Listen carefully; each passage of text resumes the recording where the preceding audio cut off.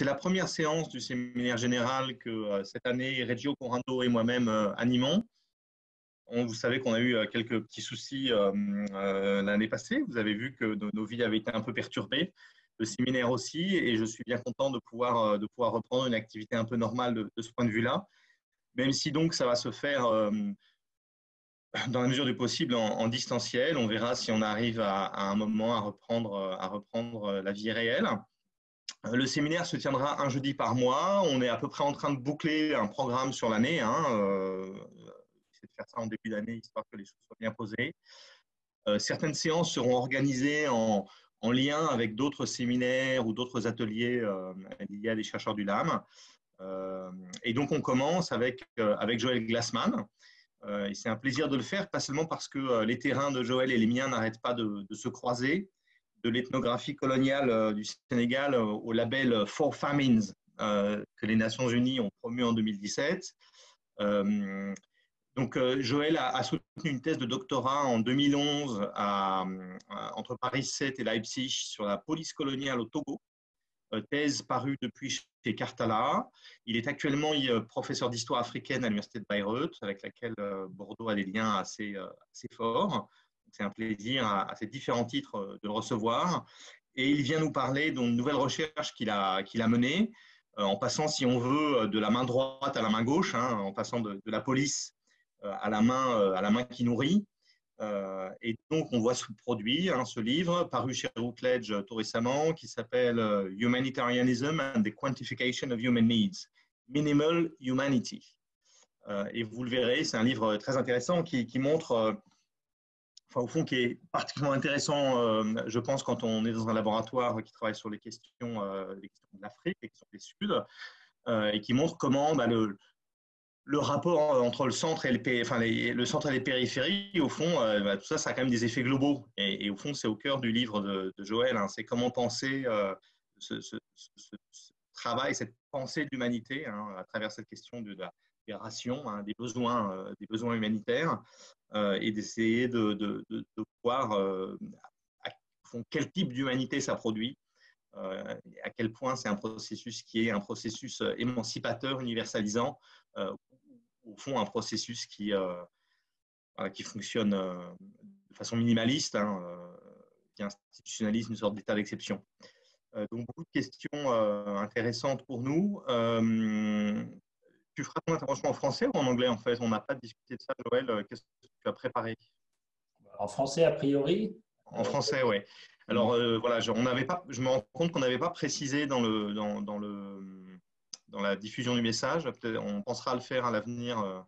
Je ne sais pas pour nos collègues kényans, à quel point leur français leur permettra de suivre la situation. Mais voilà, on ne peut pas changer quand même au dernier moment. Donc on va commencer. Joël, tu as 20 minutes. Et puis on espère que d'ici là, Alice aura réglé ses problèmes de connexion et pourra participer à la discussion. À toi. Ok, merci. Merci beaucoup. Bienvenue à tous et merci beaucoup de me recevoir. Je sais pas, j'espère que vous m'entendez bien. Évidemment, s'il y a des gens pour qui le français est une langue de travail, mais pas nécessairement la première ou deuxième langue, n'hésitez pas à m'interrompre. Normalement, c'est moi qui suis en situation de galérer avec des présentations en anglais dont je comprends pas tout. Donc, n'hésitez pas s'il y a des choses qui ne sont pas claires à m'interrompre et qu'on parle du vocabulaire. J'en profite, donc je suis à l'université de Bayreuth, donc, qui est un des principaux centres d'études africaines en Europe.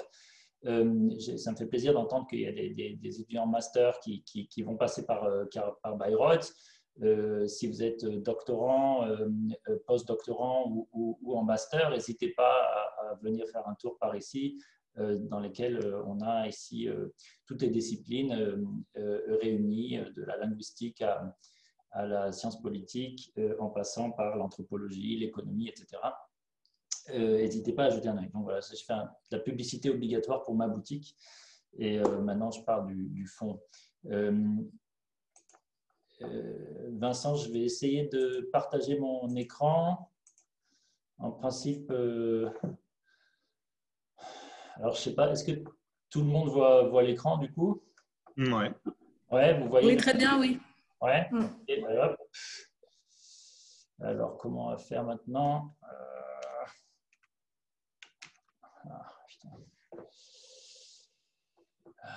Alors, donc... merde, putain.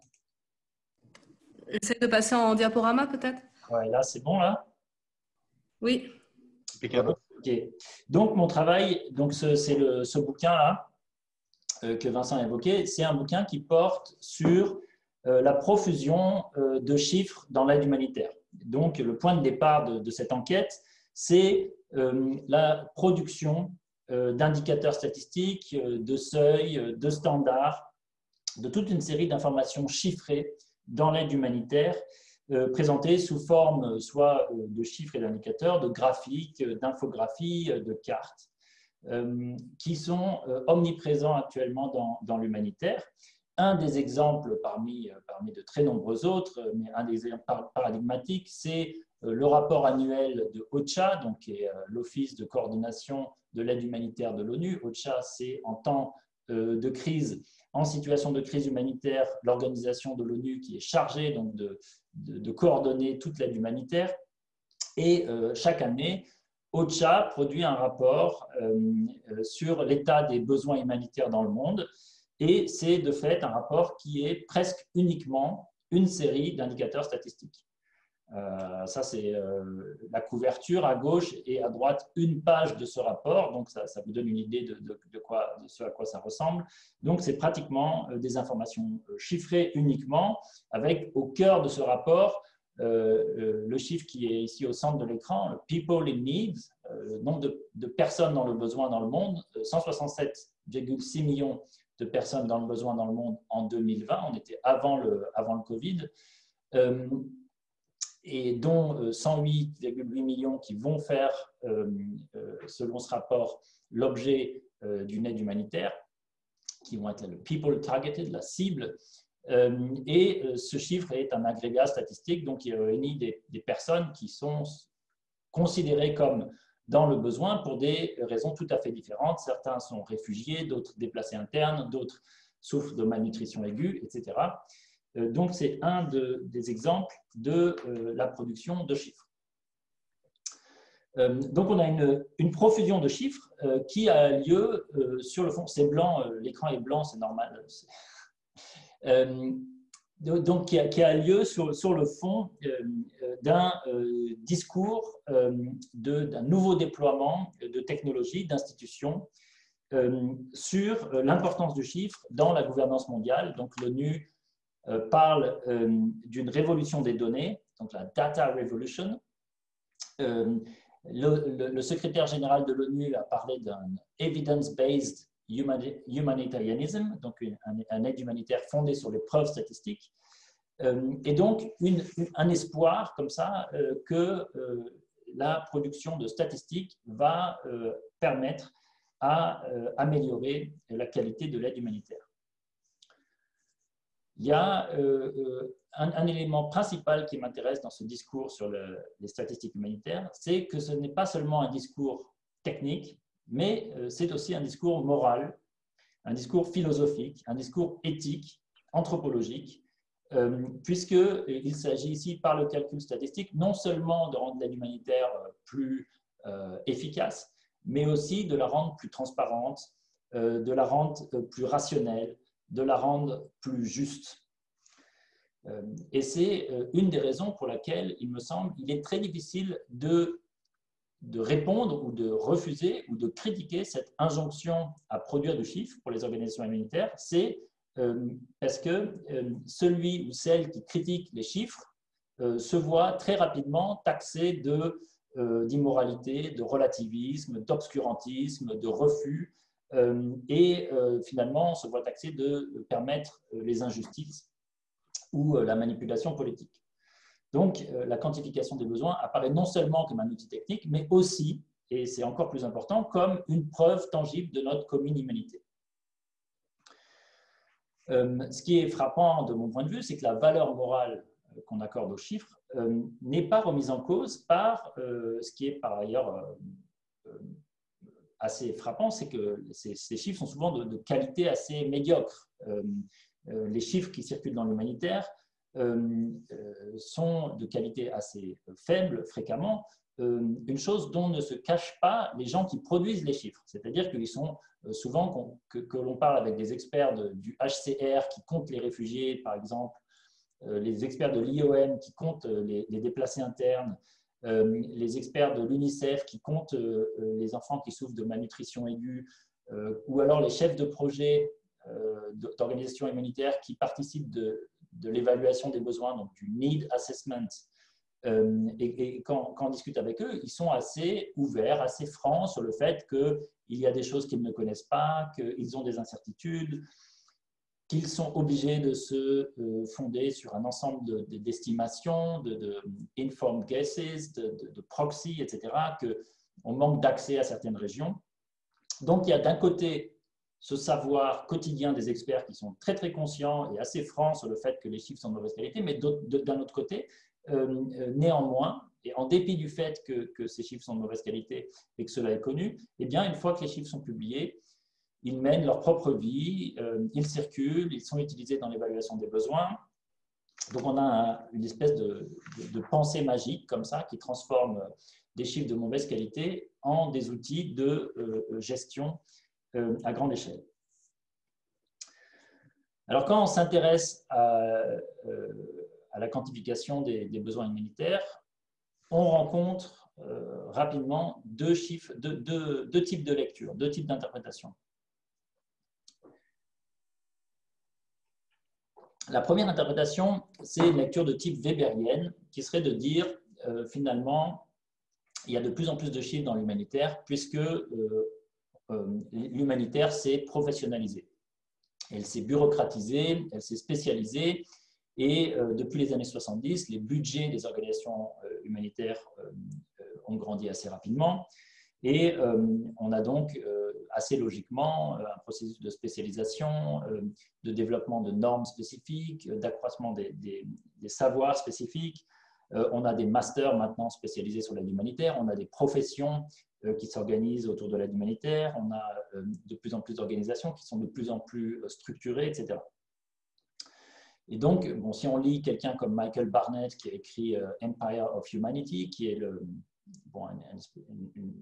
un ouvrage sur l'histoire de l'humanitaire, on est tout à fait dans cette vision d'une professionnalisation de l'humanitaire. Il y a bien sûr du vrai dans cette lecture weberienne, puisqu'on a une aide humanitaire aujourd'hui qui dépense de plus en plus chaque année, mais surtout qui dépense de façon régulière. C'est-à-dire qu'on a une espèce d'anticipation des dépenses humanitaires. Et on a un accroissement des connaissances aussi renforcé par un accroissement technologique et la mobilisation d'instruments de téléphonie mobile, d'images satellites, de drones, etc., d'algorithmes d'intelligence artificielle qui viennent renforcer cette dynamique de bureaucratisation et de professionnalisation de l'aide. Le problème de cette lecture, c'est que c'est bien sûr une lecture très optimiste et qui ne rend pas du tout compte des effets pervers de la quantification, des ratés, du fait que de nombreux indicateurs ne sont pas du tout utilisés, etc. Et que cette lecture nous laisse assez démunis pour savoir comment comprendre ces couacs de la quantification humanitaire. Un autre type de lecture que l'on trouve dans la recherche, c'est une lecture de type foucaldienne, c'est de considérer que la provision de chiffres correspond à une sorte de gouvernementalité néolibérale, donc une lecture qui part du principe que les instruments chiffrés ne sont pas neutres, qu'ils ont des effets et qu'ils répondent surtout à une tentative de contrôle de l'aide humanitaire par les bailleurs de fonds et avec des logiques de management issues du monde de l'entreprise. La gouvernementalité, c'est donc une forme de pouvoir indirect qui, au lieu d'agir directement sur l'action, agit sur le cadre de l'action, donc qui change les règles du jeu. Cette critique de l'humanitaire comme une gouvernementalité néolibérale, on la trouve chez les auteurs comme Didier Fassin, comme Jennifer Hillman, comme Béatrice Hibou, par exemple, dans son livre sur la bureaucratisation néolibérale du du Monde, elle a des chapitres sur l'aide humanitaire, et qui montre tout à fait la porosité entre la quantification humanitaire et les logiques de la quantification néolibérale. Alors, cette lecture est très intéressante. Elle permet de bien suivre un certain nombre de techniques qui ont été importées du monde de l'entreprise par les organisations onusiennes et par les ONG. Le benchmarking, l'évaluation, la gestion de projet, la notation, etc. La mise en compétition aussi des ONG.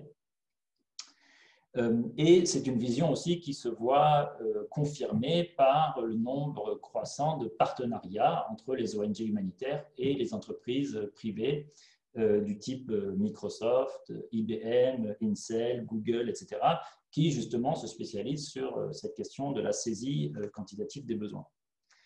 Le problème de cette lecture, c'est bien sûr qu'elle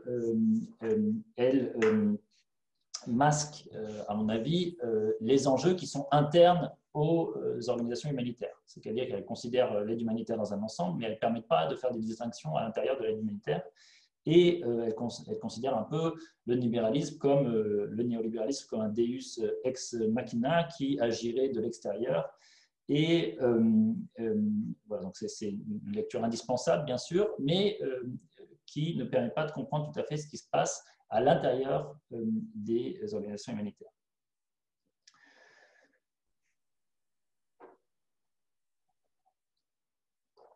Alors, la lecture que je propose dans le bouquin, c'est une troisième lecture.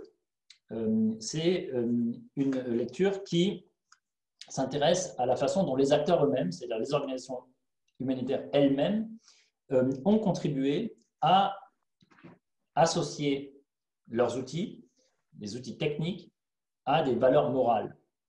C'est-à-dire que je me suis intéressé à la façon dont certaines pratiques de saisie des besoins ou des souffrances humaines ont été associées à des valeurs morales plutôt que d'autres. C'est-à-dire qu'on a une mise en correspondance d'une éthique d'un côté et du chiffre de l'autre. Donc d'une philosophie morale d'un côté et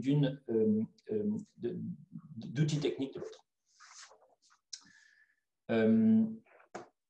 Je vais prendre donc 3 exemples pour montrer comment, à des moments clés de l'histoire de l'humanitaire, ont été mis ensemble des outils techniques et des valeurs morales. Le premier exemple que je prends, c'est la question de l'impartialité. L'impartialité, c'est un des principes de l'humanitaire qui est accepté par pratiquement tous les acteurs de l'humanitaire. Selon Marion Pecher, c'est peut-être le seul principe, donc impartialité, c'est le seul principe dans lequel tous les humanitaires se reconnaissent.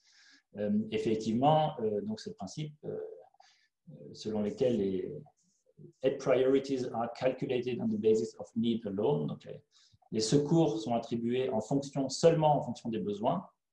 Et ici, la notion de calcul est centrale. C'est-à-dire qu'on ne va pas aider les gens en fonction de leur appartenance politique, religieuse, nationale ou autre, mais on va calculer, on va se saisir de leurs besoins et leur attribuer de l'aide en fonction seulement des besoins. Et ce principe est accepté par toutes les grandes ONG actuellement, mais aussi par les organisations onusiennes et même la France, quand le ministère des Affaires étrangères finance un projet, le principe d'impartialité figure en bonne place, au moins en principe. Alors, si on revient sur l'histoire de ce principe, c'est Jean Pictet qui l'a inventé. Jean Pictet est un juriste de la Croix-Rouge qui travaille au Comité international de la Croix-Rouge au début des années 50, donc après la Seconde Guerre mondiale, qui invente ce principe, qui dit, Jean Pictet écrit, l'aide disponible sera répartie d'après l'importance relative des besoins individuels et suivant leur ordre d'urgence. Il appelle ce principe le principe de proportionnalité ou inégalité quantitative. Donc, Donc ici, on a un lien très, très explicite entre le fait que un outil de quantification, enfin l'idée même de quantifier, a une valeur morale spécifique. On n'est plus, comme au XIXe siècle, dans l'idée où la métaphore préférée de l'humanitaire pour avoir une position morale qui est hors de la mêlée, donc qui n'est pas politique, c'est de se mettre en parallèle avec la vision de Dieu ou la vision du juge. Ici, on est avec la vision de l'épidémiologiste ou du médecin ou du mathématicien, c'est-à-dire pour se donner, comme dirait Lorraine Daston, le point de vue de nulle part, donc un point de vue qui est extérieur au monde politique dans lequel on agit, eh bien, il faut se baser sur des chiffres. Alors, ce principe de Pictet, si on s'y intéresse de plus près, il apparaît aussi à un moment où, finalement, ce qu'essaie de faire ce juriste, c'est non seulement de réinventer l'aide humanitaire après la Seconde Guerre mondiale, mais c'est aussi de répondre à une critique qui a été faite au Comité international de la Croix-Rouge après la Seconde Guerre mondiale, notamment dans le rôle assez ambigu que le CICR a joué par rapport au nazisme. On se retrouve dans un moment où de nombreux pays et de nombreuses organisations accusent le CICR de compromission face au nazisme, mais aussi à un moment où l'URSS et l'Allemagne de l'Est accusent le CICR de ne pas condamner la colonisation de façon assez ferme, où la Chine accuse le CICR d'aider Taïwan. Et donc, on est dans des accusations politiques en face du CICR. Et un essai par les sociétés nationales de la Croix-Rouge, vous savez que la Croix-Rouge, le mouvement Croix-Rouge est constitué d'une part par le CICR, dont le siège est à Genève, et qui a vocation à agir partout, et les sociétés nationales qui sont dans chaque État, donc la Société nationale de France, d'Allemagne, du Cameroun, etc., de la Croix-Rouge. Et ces sociétés nationales, au début des années 50, sont en train de remettre en cause le leadership du CICR. Et ce que Jean Piquet explique de façon très, très explicite, c'est que les sociétés nationales sont certes très utiles à la Croix-Rouge, mais qu'elles ne peuvent pas être aussi justes que le CICR et aussi humanitaires que le CICR, puisque seul le CICR peut justement être impartial. Seul le CICR peut distribuer l'ordre, répartir l'aide d'après l'importance relative des besoins individuels et suivant leur ordre d'urgence. Ce qu'explique Pictet, c'est que les sociétés nationales de la Croix-Rouge privilégient les gens d'une même nationalité. Or, le CICR, lui, agit de façon impartiale. Donc, on voit comme ça comment une notion de quantification est utilisée à la fois comme un principe humanitaire, mais aussi comme une arme pour justifier une position morale de surplomb d'une organisation par rapport à d'autres organisations humanitaires. Autre exemple, la notion d'université. Vincent, est-ce que Alice est arrivée? Je ne sais pas du coup si je prends plus de temps ou moins de temps. Ou... Je suis revenue au bout de, je pense, une dizaine de minutes de votre intervention. Ok, bonjour. Bonjour, et désolée, au bord de la crise cardiaque, mais après, vous pouvez continuer sur... c'est absolument passionnant, donc prenez votre temps pour bien expliquer tout ça aussi. Ok, ben non, mais du coup, j'essaie de ne pas trop nuire un peu, parce que je suis aussi bien sûr curieux de vous entendre. Donc, le deuxième principe que je prends en exemple, c'est la question de l'universalité. Qui est une valeur aussi morale de l'humanitaire qui est sans cesse répétée, et qui est aussi intrinsèquement liée au fait de quantifier, avec l'idée que si on quantifie, et seulement si on quantifie, on va pouvoir atteindre cette valeur d'universalité, et aussi qui est aussi un principe de justice, et qui est aussi un principe donc hautement moral. Ici, le moment qui est important, c'est le moment des années 60-70, donc le moment qui suit la vague des décolonisations.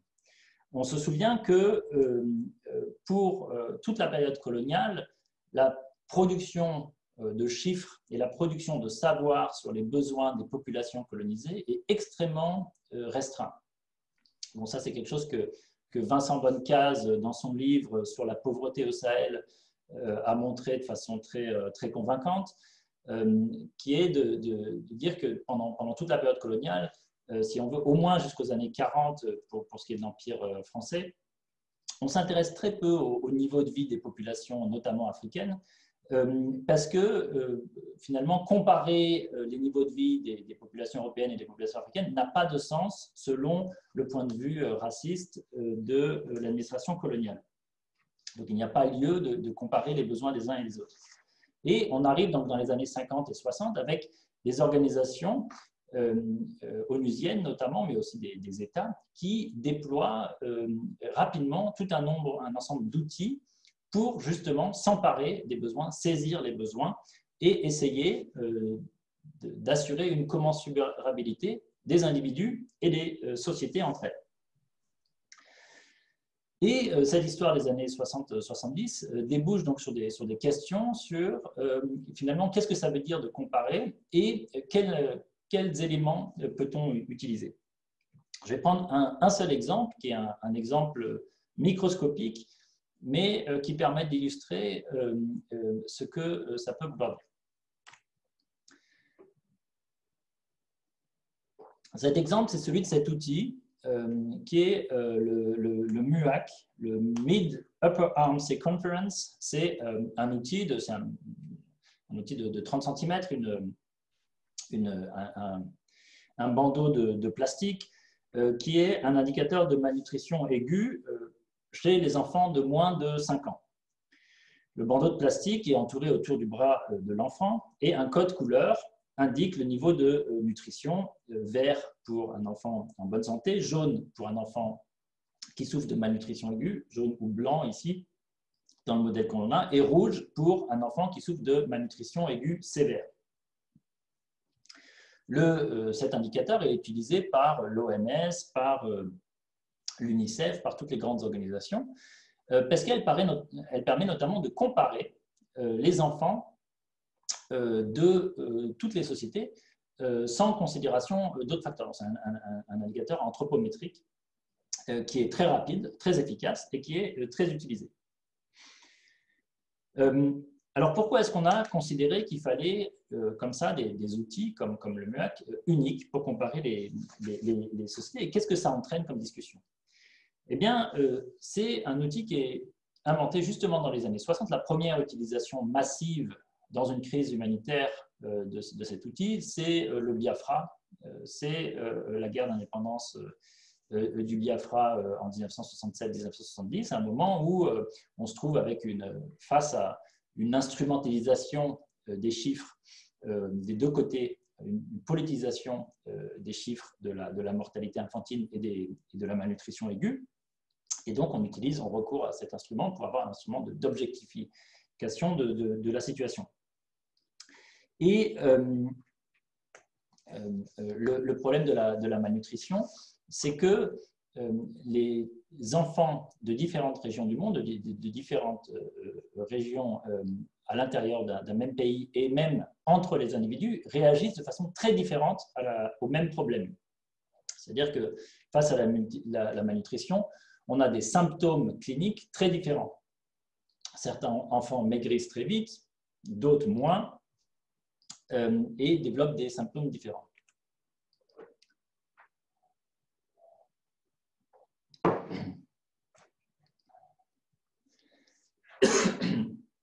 Ici, une citation d'Eric Gelaev, qui est l'inventeur de cette technique, qui nous dit les caractéristiques cliniques de la malnutrition aiguë varient en termes de prévalence d'une région du monde à l'autre en fonction de l'interaction de nombreuses variables locales, notamment les caractéristiques génétiques, les carences en nutriments associés, les types d'infections microbiologiques et parasitaires, la séquence, la gravité, la vitesse de développement, la malnutrition et l'âge de l'apparition de la malnutrition. Donc on se retrouve, du point de vue de la médecine tropicale, face à une situation qui est assez énigmatique, qui fait que le même problème, la malnutrition, débouche sur des conséquences très différentes en fonction des pratiques culturelles, en fonction de la génétique, en fonction de la température, en fonction de ce que les gens mangent, en fonction des maladies associées, etc. En conséquence, le MUAC, l'indicateur unique, est fortement contesté par des gens qui montrent que parfois dans 50% des cas, le MUAC, donc cette technique anthropométrique, débouche sur des résultats faux. On manque des enfants qui souffrent de malnutrition aiguë sévère et de façon parfois assez conséquente. Alors certains médecins tropicaux proposent d'utiliser des indicateurs ethniques, des standards ethniques ou ratios. On est dans le langage des années 60-70 et on propose de définir la malnutrition de façon différente selon les régions, selon les ethnies, selon les groupes. C'est bien sûr, et on comprend pourquoi, on est dans les années 60 et 70, juste après la décolonisation, une sortie qui est absolument inacceptable pour les organisations humanitaires, qui essayent justement, qui s'efforcent de sortir de ce paradigme colonial. Et on se retrouve dans une situation assez étrange où on se retrouve coincé entre, d'une part, un plaidoyer universaliste qui débouche sur des résultats faux et d'autre part, un plaidoyer racisant qui débouche aussi sur des résultats faux et qui est, bien sûr, complètement inacceptable. Et donc, ici également, une discussion très morale sur des instruments techniques. Je passe au troisième et dernier exemple, c'est la question de consensus. Là aussi, une valeur morale très importante dans l'humanitaire actuellement, qui est la notion de consensus qui se trouve à peu près dans tous les grands documents d'orientation des organisations onusiennes et des ONG. Dans le Code des conduites de 1994, qui a été signé par 400 grandes ONG, il est présent. Et c'est vraiment une notion qui devient de plus en plus importante dans les années 90 et 2000, notamment après le Rwanda, le génocide au Rwanda et la catastrophe de la réponse humanitaire qui s'ensuit. On a toute une série de tentatives de codifier l'aide humanitaire. Et dans toutes les entreprises de codification, l'idée qu'il faut atteindre un consensus entre les organisations humanitaires, que les organisations humanitaires commencent par se mettre d'accord entre elles avant d'intervenir, qu'elles partagent un diagnostic commun, devient fondamentale. Mais ce qui est intéressant dans les années 70, c'est que la façon dont la façon par laquelle le consensus est atteint et confère une importance aux chiffres très importante, comme si le chiffre allait de lui-même autoriser, permettre le consensus. L'exemple que j'ai étudié dans le bouquin, un des exemples, c'est le Sphere Project, qui est un instrument de standardisation de l'aide humanitaire qui a été adopté à la fin des années 90, en 98 et 2000, et qui existe, qui est renouvelé régulièrement. Et on se retrouve à la 4e édition de ce manuel, et qui propose des indicateurs statistiques et des indicateurs juridiques pour évaluer la qualité de l'aide humanitaire. C'est des indicateurs qui sont extrêmement souvent utilisés dans l'aide humanitaire. Donc voilà, l'idée que dans un camp de réfugiés, par exemple, chaque personne doit disposer au moins de 15 litres d'eau par personne et par jour, 2100 kilocalories de nourriture, dont 10% de protéines. Chaque personne doit avoir accès à 250 grammes de savon par mois, etc. Donc, un nombre d'indicateurs sur lesquels toutes les ONG qui interviennent dans les camps doivent s'accorder avant d'intervenir pour permettre d'agir de façon cohérente. Et alors, si on écoute ce que disent les experts du Sphere Project et les experts qui l'utilisent, le récit, c'est de dire la science donne des chiffres, les ONG s'accordent donc, puisqu'elles s'accordent sur le fait que les scientifiques ont raison, elles s'accordent à appliquer ces chiffres. l'idée, c'est que le compromis, le consensus est rendu possible par la science et la technique.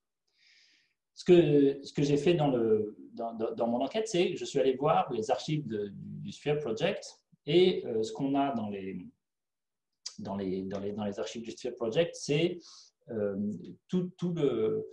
les emails qui ont été envoyés par le projet dans les années 90. Alors, les années 90 sont un peu un rêve d'historien, parce que c'est un moment où on a commencé à écrire des emails, mais on ne faisait pas encore tout à fait confiance aux ordinateurs, donc on les imprimait souvent.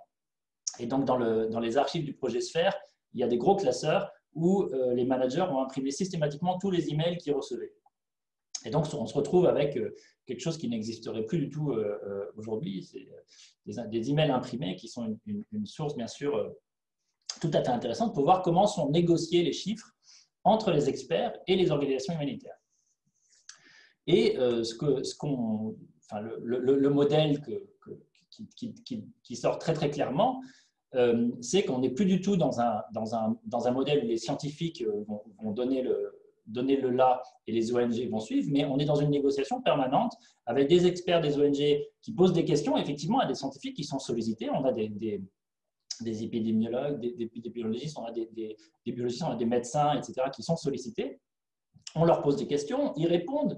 On a une autre ONG qui pose une autre question, des scientifiques répondent. Et donc, on a toute une série de négociations. Et le terme de négociation n'est pas mon terme, mais c'est le terme du manager du projet Sphere qui parle de négociations furieuses entre les ONG et tous les experts qui sont finalement mobilisés, qui négocient. Alors, je prends un exemple qui est celui de ce fameux benchmark de 2100 kilocalories par personne et par jour, qui est celui qui est inscrit dans le manuel de Sphere de 1998 et de 2000.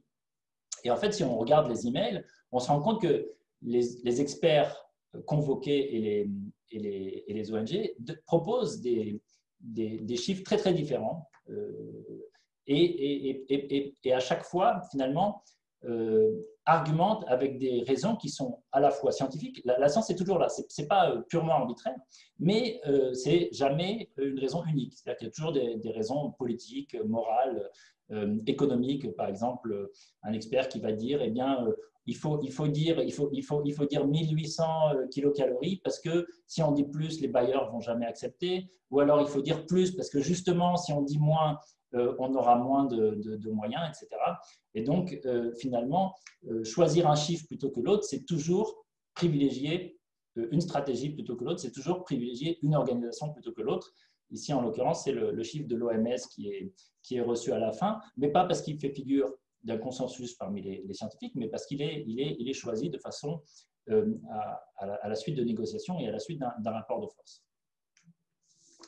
Je vais essayer de m'arrêter là pour ne pas parler trop longtemps, mais juste finir sur cette idée qui est de dire que une des raisons, en tout cas c'est l'hypothèse centrale du bouquin, c'est de dire une des raisons pour lesquelles nous tenons tellement aux chiffres, c'est pas pour des raisons techniques, et c'est pas seulement non plus pour des raisons qui seraient extérieures à ceux qui utilisent ces chiffres, c'est-à-dire des raisons du type bureaucratisation ou néolibéralisme, mais c'est aussi parce qu'on leur confère une importance morale.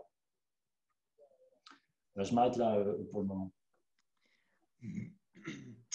Merci beaucoup, Joël, pour ta présentation. Alors, on a la chance d'avoir récupéré Alice Corbet, qui est donc une collègue du LAM, une anthropologue, qui a une expérience à la fois comme chercheuse et puis comme praticienne. C'est quelqu'un qui a aussi travaillé dans le monde de l'action humanitaire pour une réflexion sur le de Joël. Alice, tu as la parole pour une vingtaine de minutes. Okay. Merci beaucoup, merci pour l'invitation et pour cette super présentation. Même si, excusez-moi, j'ai raté le début, la hantise de toute personne en télétravail, c'est d'avoir la connexion Internet qui saute à 14h29. Donc, je m'en excuse, mais heureusement, je suis avec vous. Déjà, quelques mots pour dire à quel point j'ai apprécié cet ouvrage parce que parce que, alors en tant que foucaldienne, autant le dire tout de suite, et je me suis assez reconnue je fais typiquement partie des descendants de Didier Fassin et Hindman, etc. Et je travaille dans les camps de réfugiés.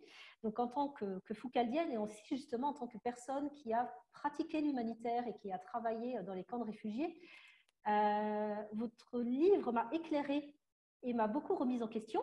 Parce que je me suis dit, mince, les outils que j'utilise et sur lesquels je base toute ma réflexion, ils ont une histoire, chose à laquelle, sincèrement, je n'avais jamais vraiment pensé derrière.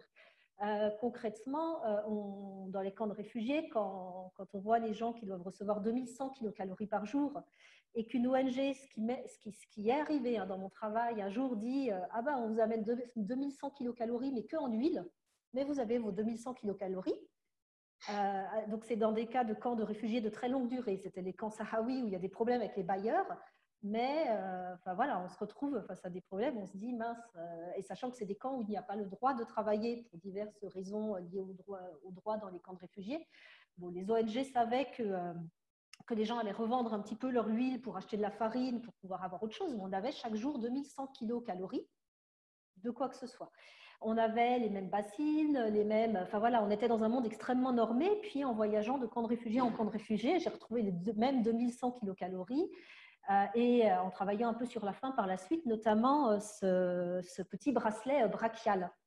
Et votre livre est extrêmement éclairant parce qu'il montre à quel point donc, ce bracelet qui prend le tour du bras des enfants et qui permet de définir quand même la malnutrition, et donc normalement en définissant la malnutrition et du coup mesurer l'intervention, donc il y a quand même une implication directe sur la vie des gens. Déjà, vous nous apprenez qu'il a été réfléchi, qu'il a été négocié et qu'il a évolué dans le temps. C'est-à-dire, je n'ai plus les chiffres en tête, mais qu'avant, on considérait que c'était 13 cm, quelque chose du genre, en dessous duquel on était en malnutrition, et maintenant, c'est 11 cm 5.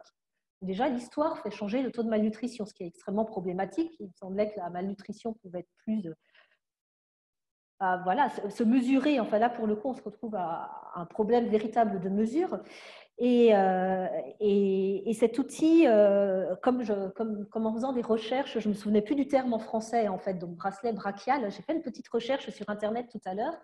Et pour l'anecdote, je suis tombée sur le site de MSF, forcément. Voilà, donc j'ai retrouvé le mot bracelet brachial et il proposait à MSF ces nouvelles tactiques de don, de faire acheter aux gens des packs de 50 bracelets brachiaux. Pour pouvoir faire un don. Et marqué sous ce don, c'était « Offrez ce cadeau simple et efficace, ce cadeau qui offre la vie ». Et je me suis dit, tout votre ouvrage, en fait, il pose cette question sur ces outils qui ont un effet performatif extrêmement concret sur la vie des gens et sur ces outils simples et efficaces.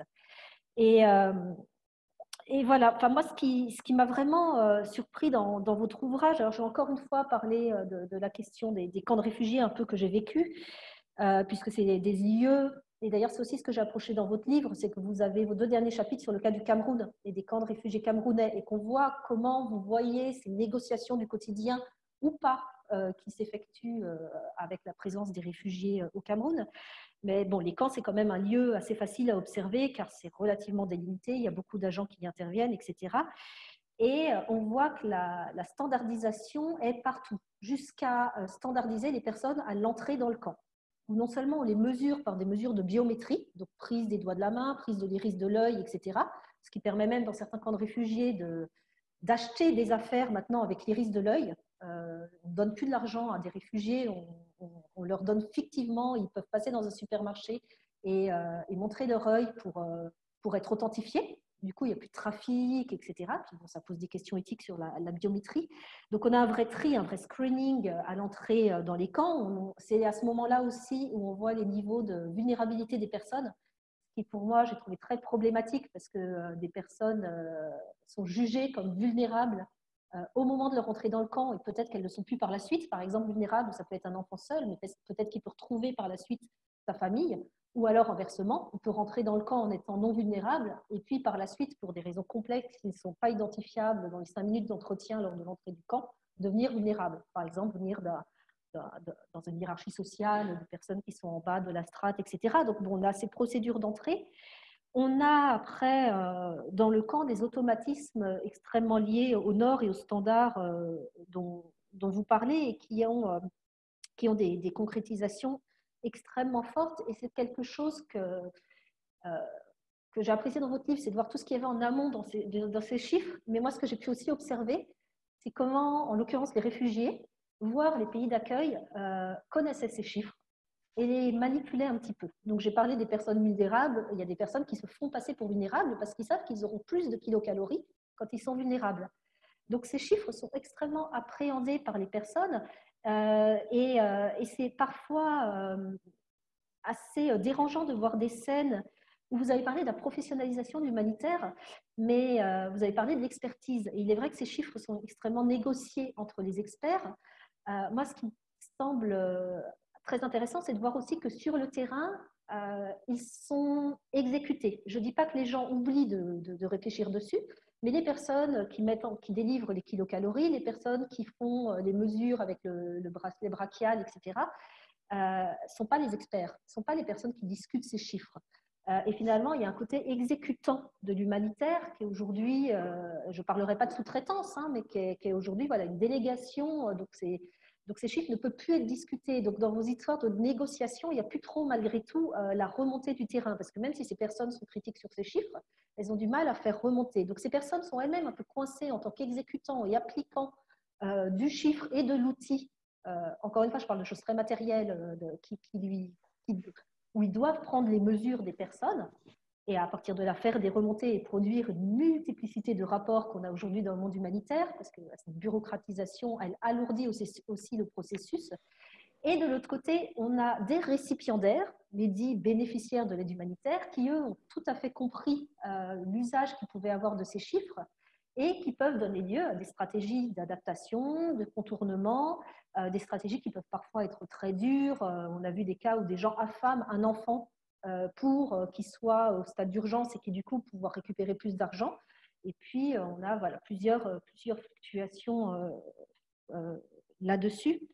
Et un autre impact aussi dont je voulais parler sur ces questions de normes, c'est qu'elles sont extrêmement stigmatisantes pour les personnes. Et vous parlez beaucoup, notamment avec l'historicisation de toutes ces pratiques. Vous parlez beaucoup du débat entre universalisme, donc on va donner un niveau minimal. En dessous de tel poids, vous êtes trop maigre, en dessous de... Voilà, on a compris l'idée. Et en même temps, de l'autre côté, des agents qui passent leur temps à essentialiser cet outil en disant « Ah bah oui, et ce qu'on rencontre vraiment sur le terrain, ah non, mais on ne va pas donner 15 litres à un Touareg, il a l'habitude du désert, il n'a pas besoin de 15 litres. Donc on va donner beaucoup moins d'argent, moins d'eau à un Touareg, plus à une autre personne. Donc un culturalisme parfois très ethnicisant, voire racialiste, des personnes. Et cette oscillation, j'ai l'impression, alors je ne sais pas trop comment elle est résolue, j'ai l'impression qu'elle est encore extrêmement d'actualité dans les pratiques humanitaires et que pour le coup, même s'il y a une réflexion et même si cette prise de conscience entre ce débat universalisme, localisme, vous avez dit qu'il remonte, qu'il est assez ancien, je ne sais pas au niveau des négociations s'il y a encore voilà, si aujourd'hui, du moins dans les pratiques, ce que j'ai pu voir, c'est que typiquement, ces normes stigmatisent un peu les personnes qui les reçoivent et oublient que ces personnes peuvent être différentes pour des raisons culturelles, sans justement trop pousser vers le culturalisme, sans imaginer que ces personnes peuvent avoir des croyances. Et j'en parlais avec... j'ai parlé longtemps de cette question avec Eppelboin qui a travaillé sur Ebola et qui disait que MSF est arrivé avec des normes très strictes sur la gestion de la mort d'Ebola et oubliait complètement le fait que les gens pouvaient avoir des réactions différentes en fonction de leurs croyances et que des personnes, par exemple, voulaient toucher le corps, etc. Enfin, tous les débats sur Ebola sont assez connus. Mais voilà, les normes ont complètement bafoué les croyances des personnes et ont donné lieu au fait que, pour le cas d'Ebola, on a vu la même chose avec le choléra en Haïti, les gens en colère allaient attaquer les soignants parce qu'on leur disait vous êtes hors norme et on leur imposait, là je deviens foucaldienne, je sais, mais on leur imposait un peu un pouvoir sur leurs pratiques. Donc, il y a toute une remise en cause par cette standardisation qui est faite pour le bien des gens et sous le prétexte de l'objectification de la vie humaine. Donc ça, vous le décryptez dans votre, vraiment dans votre ouvrage. Encore une fois, malgré toute l'histoire, en fait, et malgré le fait que les experts aujourd'hui et les praticiens de l'humanitaire au siège discutent cela, j'ai quand même l'impression que dans la réalité, ces outils sont toujours non discutés, imposés, et que les gens qui les reçoivent sont malheureusement ont beaucoup de mal à y résister, sauf ceux justement qui les ont vraiment compris et qui réussissent à jouer avec. Ou alors, quelque chose que j'aimerais bien voir apparaître aussi, ou je ne sais pas si vous l'avez rencontré, la question des États. Et on sait que certains États sont très, très au courant de ces standards et de ces normes. Et pour le coup, on l'a vu dans certains pays, notamment totalitaires ou autoritaires, voilà, soit redéfinissent ces normes, soit manipulent les chiffres pour dire que non, ils ont une population en super bon état, alors que les humanitaires sur place voient bien que non, mais les chiffres sont rehaussés pour ne pas donner une mauvaise image du pays, soit inversement font des appels et manipulent les chiffres dans l'autre pour appeler à la manne humanitaire. On l'a vu aussi sur des termes, parfois le mot choléra est interdit, et il faut dire acute diarrhea, je ne sais plus quel est le terme. Donc cette manipulation des États et cette connaissance des chiffres, elle me paraît vraiment... enfin voilà, ça pourrait être une étape qui prolonge complètement votre réflexion sur l'historicisation et qui est curieusement assez parallèle aux grandes étapes de l'humanitaire. Je ne dis pas qu'il y a eu de discussion, et bien entendu, dans les ONG, il y a des allers-retours permanents, mais ça me paraît... Moi, je pensais à l'histoire de l'humanitaire, au gros débat qu'il y a pu avoir éthique sur les questions de ces chiffres, et ça me paraissait assez pertinent. Alors forcément, j'avais noté plein de trucs à dire dans l'ordre, j'ai tout dit dans le désordre. Je ne sais pas du tout depuis combien de temps je parle. Tu as encore 5 minutes si tu veux bien, puis ensuite tu pourras réintervenir dans la discussion, mais voilà, laissons aussi à Joël le temps de répondre et puis ouvrons ensuite. J'ai eu du mal à formuler des remarques. Enfin voilà, j'ai été très séduite moi par cet ouvrage, et pour le coup, cette histoire, comme je disais en cause, je ne l'avais jamais pensé.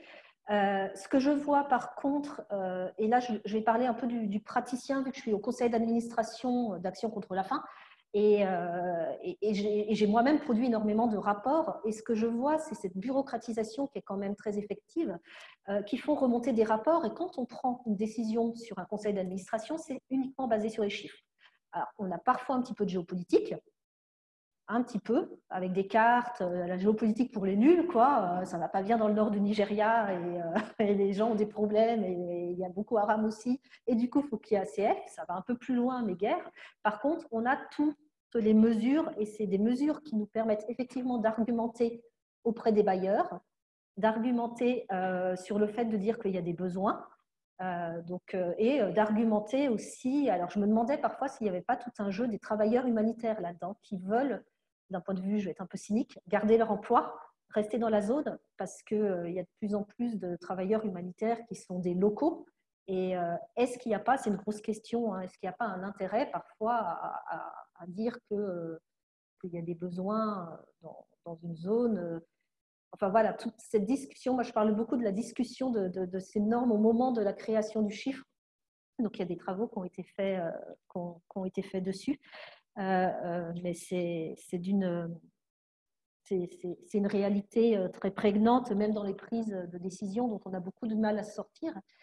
Et par ailleurs, encore une fois, j'en parlais avec des anthropologues de la santé au début de semaine, où on avait tout à fait la même constatation, qui est que de plus en plus les ONG dans leur action, alors quand je dis ONG, je parle aussi même des UN, on va dire des entreprises d'aide directe, de plus en plus demandent à des personnes des sciences humaines, notamment anthropologues, d'intervenir en se rendant compte justement qu'il faut adapter ces normes et ces standards à la réalité, donc en voyant qu'il y a soit des manipulations, soit que le chiffre ne permet pas de cibler les personnes les plus vulnérables, les bonnes personnes.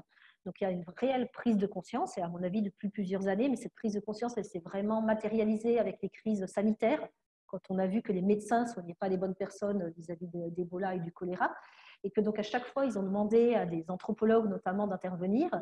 Et seulement à chaque fois, les anthropologues avaient 1 mois pour faire un travail qui en nécessitait 6 mois ou 1 an. Il y a une vraie question de temporalité. Au moment où les anthropologues rendaient le rapport, la crise était terminée. Et si la crise continuait, généralement, on a dit c'est bien joli, mais nous, on a des chiffres. Bon, on l'a fait. Maintenant, les bailleurs ont toujours une petite ligne. C'est bien d'avoir une approche socio-culturelle, mais en fait, on reste complètement basé sur le formel, le numérique, la biométrie et cette objectivité, ce qu'on continue, malgré les débats internes, d'appeler objectivité. Donc voilà, j'en terminerai là, c'est un peu fourre-tout. J'invite les gens juste, parce que parfois on ne se rend pas compte, que ce soit dans les camps de réfugiés, mais ou ailleurs, d'aller taper quelques mots-clés sur Google et de tomber sur les guides humanitaires. Et c'est stupéfiant. Si vous voulez apprendre à construire un camp de réfugiés, vous avez le NRC, le guide norvégienne, je ne sais plus comment il s'appelle, le Toolkit for Building Camp, Camp Building, ou je ne sais plus. Si vous voulez savoir combien de couverture de 1,25 m sur 2,63 m, vous pouvez mettre dans un Airbus A90 avec un calculateur automatique de gasoil, c'est pas du gasoil, de kérosène qu'il va y avoir dedans. Vous pouvez, enfin, il y a on est en train de parler d'outils qui relèvent encore de ce débat indéfini de l'aide humanitaire entre urgence et donc pragmatisme, logistique, parce que ces outils sont formidables et des gens comme MSF peuvent vous construire un hôpital en 2 jours grâce à ces outils-là. Donc ça, c'est super. Et en même temps, adaptation locale, réalité, mise en application sur le terrain, danger de la manipulation. Voilà. J'en terminerai là.